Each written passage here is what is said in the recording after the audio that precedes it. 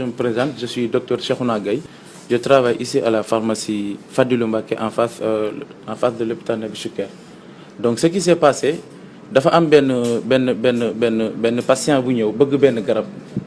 bu bëgg jënd Tetavax la bëgg jënd injection la. Alors que c'est un produit qu'on ne vend pas sans ordonnance. waruñu ko jaay sans ordonnance. Alors mu ni ma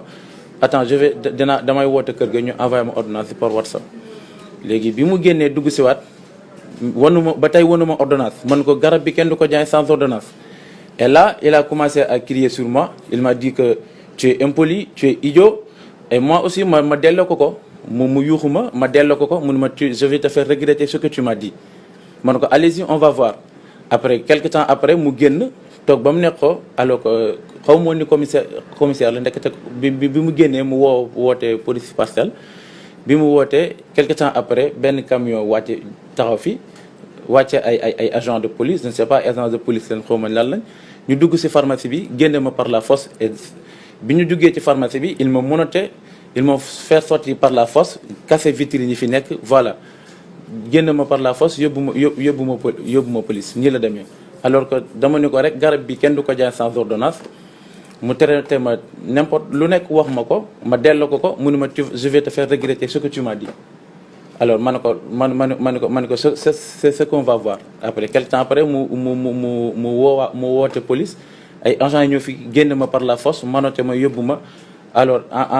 en passage ñu toj vitre pharmacie bi, vitre bunt bi ak vitre rayon yëpp ñu toj ko nii la demee. dafa civil wala dafa sol tenue? solul woon tenue civil la woon ñëw taxaw comme un patient qui a besoin d'un médicament, alors que le médicament qu'il avait besoin on ne le sort pas sans ordonnance. Donc nii la demee. ñu ngi désolé wu vraiment ci li xew parce que nous sommes des agents de santé publique di liggéey suñu liggéey teg ko ci yoon taxaw fi pour santé population yi.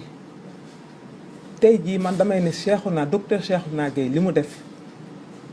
taxawaayu góor la def, taxawaayu pharmacien responsable la def. Parce que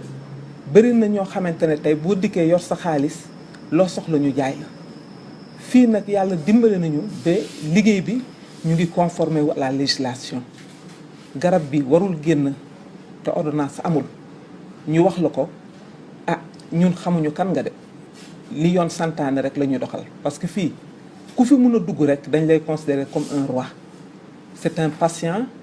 yi seen wér-gu-yaram moo ñu fi bàyyi kon nag duñ fi nekk di def lu ñu neex. ordonnance bi bu ñëwul duñ la jaay garab loolu warul indi coow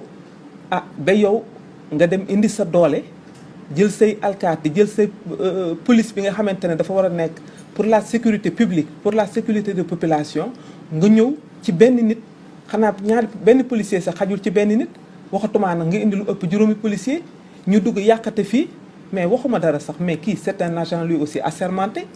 Le pharmacien c'est un agent assermenté. Donc du wax lu nekkul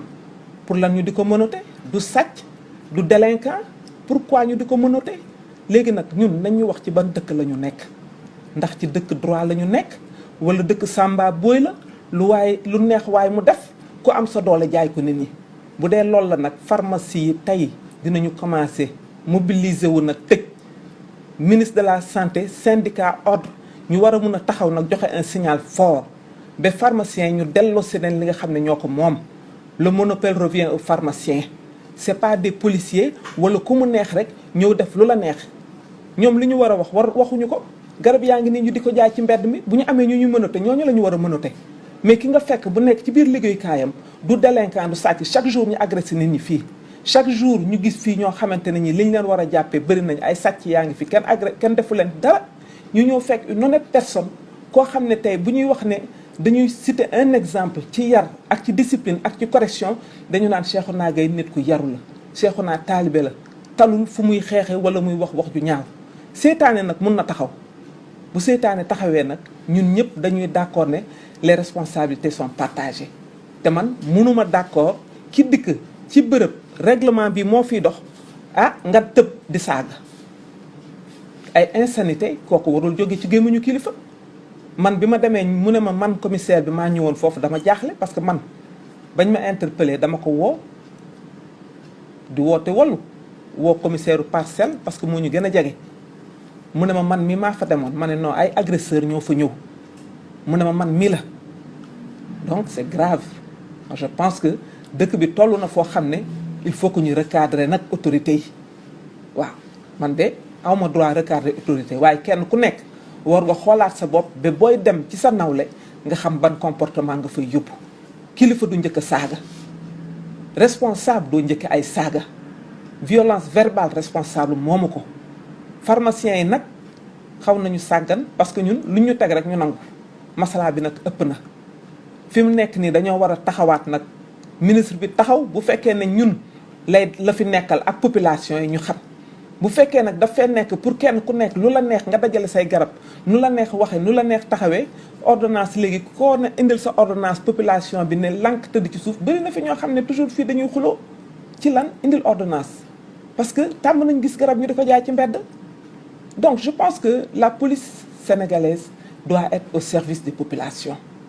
ñun ñii nag rawatina ñun ñii nga xam ne dañu fi nekk pour la santé des populations police balaa muy sécuriser kenn ñun la war a njëkk sécuriser wax ji daal ñu ngi interpeller président de la république di interpeller député yi di interpeller nag suñu ministre de la santé di interpeller le ministre de l'intérieur parce que nag lu ëpp tuuru ñun mënuñu fi nekk guddi duñu nelaw dañuy assurer une permanence pour la santé des populations ñu duñu agressé te ñi ñu war a couvrir ñi ñu war a sécuriser ñooy ñëw nag léegi duñu agressé naka ngay jàkkaarloo ak sa nawle ne ko da ngay fen njëkk ko saaga te nekk kilifaam nit ki nag day roy ci ay kilifaam lu kilifa bi def rek administré yi topp ca kon nag nañu seetaat affaire bi pharmacie nag ku fi bëgg garab mu war a laaj ordonnance koo mën a doon dinañ la laaj ordonnance ak koo mën a doon nag ah dëkk bi de nañ ko seetaat de parce que fi mu jëm de ñax du fa sax te ñun nag taxaw nañu nag pour mobiliser nag du ñu jaay suba du ñu jaay gannaaw suba fii la ñuy taxaw di sitting ci buntu pharmacie bi suba la 15 août ba 3 jours daal danañu sitting ci buntu pharmacie bi ku ñu laaj ñu wax li ñu metti